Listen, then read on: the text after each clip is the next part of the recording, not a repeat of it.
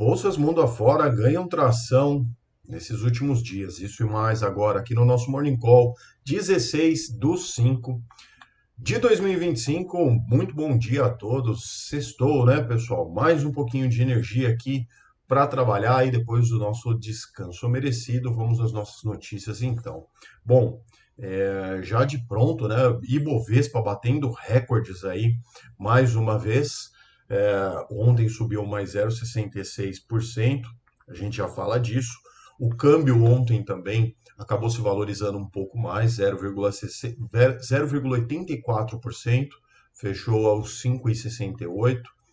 A gente também já contextualiza tudo isso. Bom, continuando então aqui no Ibovespa, né, como eu disse, 0,66 de alta. Chegamos então ao fechamento recorde de 139.334 pontos. Tá? O destaque positivo de ontem ficou com o Yudix, que está em movimento de recuperação, né, após uma queda acentuada de 8,5%. E depois da reação também do seu primeiro trimestre de 2025, né? Então foi um bom relatório e animou os investidores. Os destaques negativos continuam com as aéreas, no caso a Azul, caiu mais 5%, aprofundando perdas do dia anterior, já está na gangorra aí faz tempo, né? Falando para vocês. E o balanço do primeiro TRI de 2025 também não agradou, então já acumula queda de 20% desde que saiu esse balanço, né? Enfim, para o pregão dessa sexta, nós temos dados preliminares de confiança do consumidor da Universidade de Michigan como dados relevantes aí em relação a maio, né, nos Estados Unidos.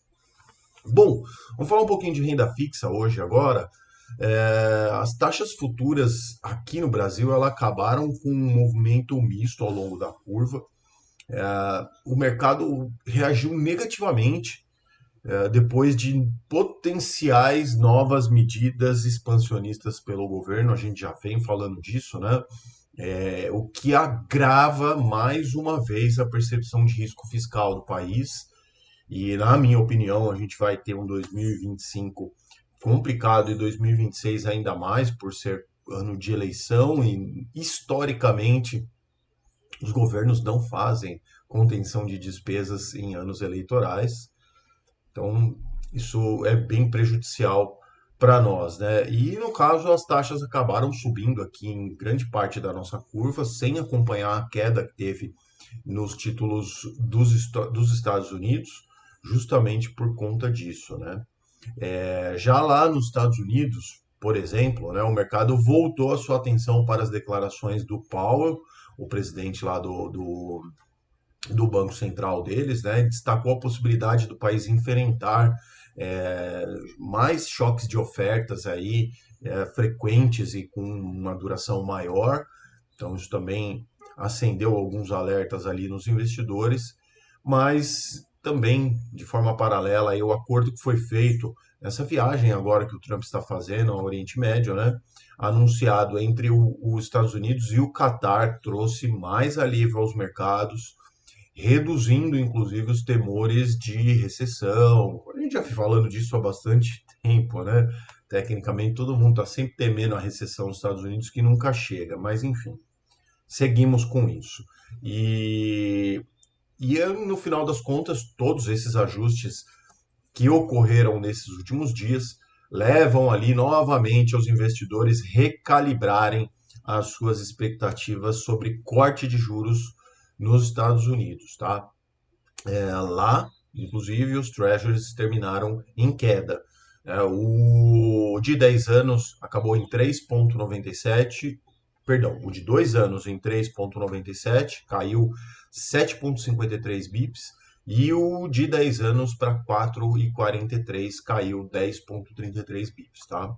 Hoje nos mercados globais, né, o que move aqui os mercados hoje, na sexta-feira os futuros lá nos Estados Unidos estão em alta aqui, por enquanto não abriu ainda, né? S&P 500 sobe 0,2, Nasdaq 0,2 também. Deu uma enroscada aqui. Após sequência de quatro altas já do S&P 500, Foi impulsionado, claro, sobre essas tréguas nas tarifas da China, né? E dados de inflação também abaixo do esperado.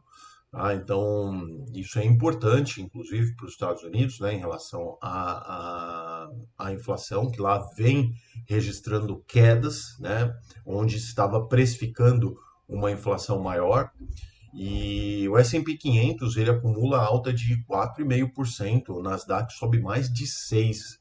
Agora, com os investidores reagindo positivamente aí ao corte temporário das tarifas, etc. Claro, bolsa sempre é algo mais ali de momento, né? O índice de preços ao consumidor nos Estados Unidos, inclusive, caiu 0,5% em abril, reforçou esse movimento todo que a gente está falando aí de queda de inflação, etc. Tá?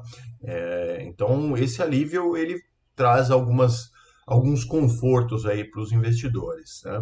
Bom, o que a gente tem mais de relevante hoje saem os dados do início, né, de construções e o índice de sentimento do consumidor da Universidade de Michigan, já falei sobre isso lá em cima, e as taxas dos tesouros, por enquanto, também operam em queda, né, refletindo a expectativa de manutenção ou corte de juros, como eu já disse.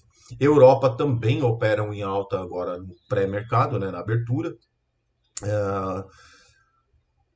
Né, a gente tem lá o estoque 600 subindo 0,7 por horário, é bastante. Na China também, lá na China, os mercados fecharam em queda, né? Dados fracos vindos do Japão contribuíram também. Então, o CSI fechou em menos 0,5 e o CSI também, menos 0,5, meio ponto percentual. O nosso querido IFIX, destaque da Bolsa aqui também, no ano de 2025, como eu gosto do IFIX, o índice de fundos imobiliários também encerrou a sessão com alta de meio ponto percentual, 0,50, acumula valorização de 0,30 em maio, né, comecinho ainda de mês, e os fundos de papel e de tijolo registraram bom desempenho nessa sessão, tá? Segue aí o IFIX já com 9,5% de valorização em 2025. Para quem gosta daquela renda extra, é maravilha. E eu gosto muito, hein? Se quiser conversar um pouquinho sobre fundos imobiliários, caixa de comentários aqui, tá bom? Economia, então, para a gente fechar, os dados que são aguardados, então, são os dados lá dos Estados Unidos. A gente teve, então, os números de PPI lá nos Estados Unidos, inflação ao produtor, né, preços ao produtor caindo 0,5%. E a gente tem também ali algum avanço nas varejistas. E aqui no Brasil as vendas, né, vieram relativamente em linha com as expectativas em março, reforça aí a resiliência no consumo das famílias, impulsionado basicamente também por crédito, expansão de crédito, as pessoas estão se endividando para manter o seu nível de consumo e olhando adiante também é esperado que exista uma moderação gradual nesse consumo, porque evidentemente chega uma hora que não dá para expandir o crédito de forma tão grande, né?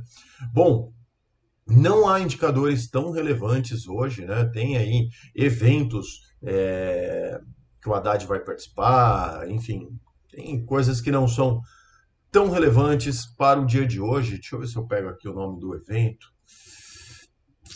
Não é nada muito.